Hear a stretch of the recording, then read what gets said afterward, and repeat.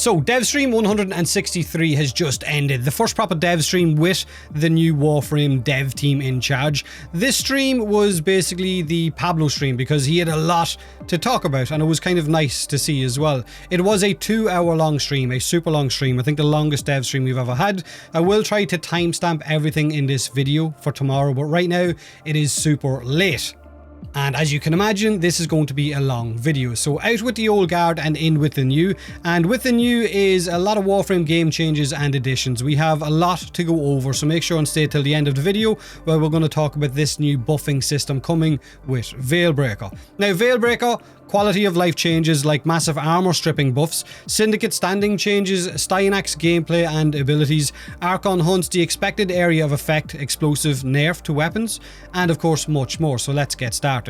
Armor stripping abilities are getting changes. All abilities will now basically strip 50% armor first time around, and second time around it will be a 100% strip. So 2 casts should fully strip an enemy of all of their armor, with the exception of 1 or 2 abilities. I think they said maybe Mag might be one of them. Honestly, this is a pretty big change. Now, the thing I was looking forward to the most in this dev stream, however, was the 50th Warframe Styanax, the new Spartan or Hoplite themed Warframe, because I've been talking about this type of Warframe for about 4 years now on my Twitch stream, where whenever I've been asked if you could add one Warframe of your own choosing, your own design into the game, what would it be? And I've always said Hoplite or a Spartan. I wanted something with a shield and a spear, and here we are, we're about to get one. So we've seen Styanax in a short, cool animated, I guess, trailer that's going to be over on the Warframe channel right now on the YouTube, so the link to that is going to be in this video's description, where you see Styanax fighting this huge leviathan being controlled by this crazy looking mad scientist, and honestly the trailer was absolutely amazing to watch. The animation is really well made.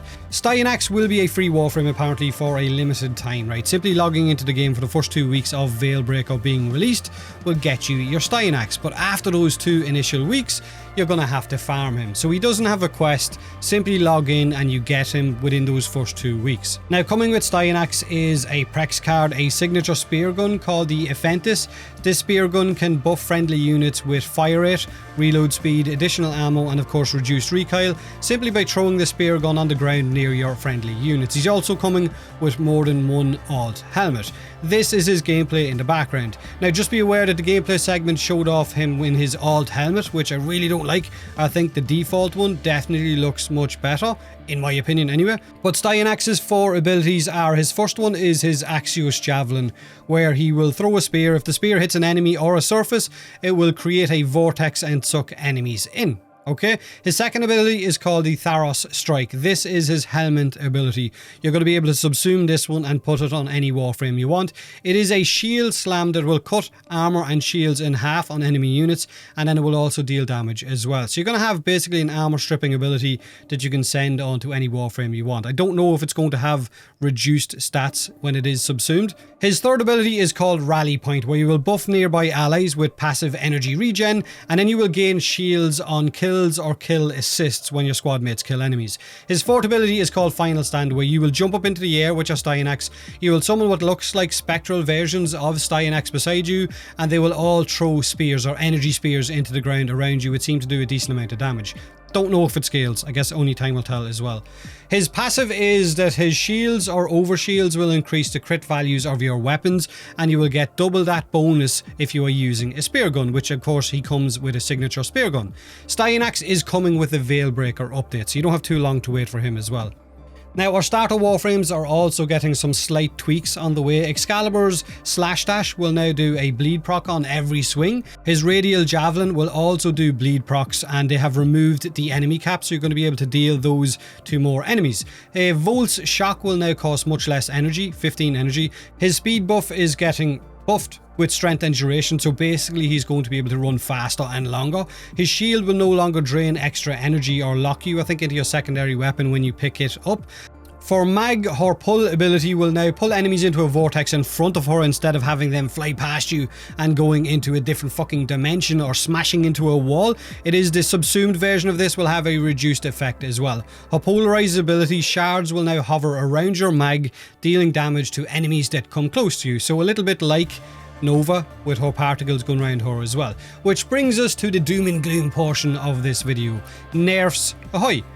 Right now, DE really want to discourage, I guess, the use of mindless area of effect explosive weapons, which is the current meta in-game. 47% of the current top weapons in-game right now are area of effect weapons, and the top 5 most used weapons are explosive. In their eyes, it's busted. But let's be real, it's a self-inflicted issue that DE themselves have created. They kind of didn't help things with prime sure-footed and explosive weapons not really having any kind of a downside to players using them. There's no stagger, there's no self-damage, so of course, why wouldn't the player base make the most out of them? So they're changing things a little bit to combat this, and I'm not sure how much of an initial impact this will make on the meta or have on the meta. And to further go past that, they have said that they are looking at more, I guess, radical ways of fixing this later on if this doesn't work. Explosive weapons will no longer be able to get headshots, right? Ammo will now drop in 2 types only, primary and secondary ammo pools. Ammo drops will now give twice as much ammo than before, but they will drop rarer than before, so more ammo showing up less often. So you might find ammo a bit scarcer. Also, you might have to swap more often between primary and secondary weapons, which they have made a little bit faster in the animation as well. So as they were saying on the stream, apparently now you could have a real possibility to run out of ammo if you're not careful. But they did also mention that they are looking, like I said, at more drastic changes to the AOE meta problem, like a possible return to some kind of self-damage, or ammo for the weapon that you're currently using not actually dropping when you're using that weapon, which will force you to switch to another weapon to make the ammo for the first weapon actually drop and spawn. So it's a bit of a complex one because there is quite a lot of people using explosive weapons, and it is very effective. It is a hard shooter, so it makes sense to use this. So the fact that they've been, I guess, all cards on the table and saying, look, we will have to go a bit more drastic if this doesn't initially work is a little bit worrying as well, but I guess we'll see if the ammo thing actually works. Wukong is also getting a nerf. His twin will now deal 50% reduced damage and will need to mark your enemies in order for your twin to deal more damage to them, while his twin will also now use your ammo. Like I said, the ammo changes are coming in. Your twin will now actually take the ammo out of your pool to use his weapons. It hasn't got an endless supply anymore. So if you have an explosive weapon and ammo is dropping less for you, then your twin might just end up using it all on you. So double trouble, I guess, for Wukong players. He is, however, getting some buffs of sorts. His ultimate Iron Staff is going to deal more damage, but with a reduced range, and has a small vortex on the end of it. Vortex is the dev stream. That's literally what this was.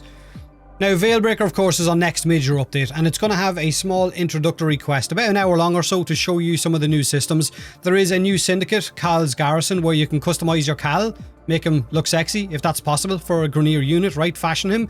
But coming with this is also a new weekly activity called the Archon Hunt, which is a much better sounding sortie, or a little bit harder, one where you will have no respawns and no consumables, so you can't bring pizzas with you, and if you die, you're done, right? So you will need to think a little bit more about which setup of a weapon and Warframe you want to bring with you. These will also give you something called Azure Archon Shards as a reward, which is another new system, like I said at the start of the video, this new buffing system, which sounds and looks really, really nice. Another way to, I guess, make your frames even more powerful, so more power creep. These are like your basic gem system in most MMOs right now. Shards that you get as rewards when equipped on your Warframes will allow you to pick between, I think it was 4 or 5 different stats in order to equip on your Warframe. So you could pick additional health or health regen or more armor, more energy, or there is offensive ones as well. So this, like I said, is a new system, and it's going to give your favorite Warframes a huge buff depending on which gem builds you go to. So it's another system of builds to improve, I guess, the power and the survivability of your favorite Warframes. So feel free to let me know what you think of this system in the comment section below. Now, last but not least, crossplay, cross-save, raids and trials. Raids and trials is something that they apparently want to bring back, but right now they're not looking at it until Veilbreaker and Deviri are out of the way. But they did say that it was something that Rebecca really enjoyed playing all those years ago when they were in the game, and it is something that they are continuously talking about. Crossplay is still where it was last dev stream, right? It's about to be in the testing phase, or it is in the testing phase, so nothing really new there in terms of crossplay if you are looking for that with this video. The Protea Deluxe skin looks amazing. This is it. The Tonkor Deluxe skin as well. There is new Void Shell skins being added into the game with Veilbreaker. More augment buffs. Grenier dropship apparently that we're going to be able to use for our ship on loading in screens. Like I said, there is the armor stripping, there is the Styanax frame, there is the Archon Hunts, there is the nerfs to things. There's a lot coming with Veilbreaker, right? And I'm sure they're probably going to do some kind of dev workshop to go over some of the finer points between now, I guess, and when that update goes live. But that's pretty much the dev stream. Let me know what you like the sound of or don't like the sound of in terms of the nerfs and that in the comment section below. Have a great day, and as always, thanks for watching.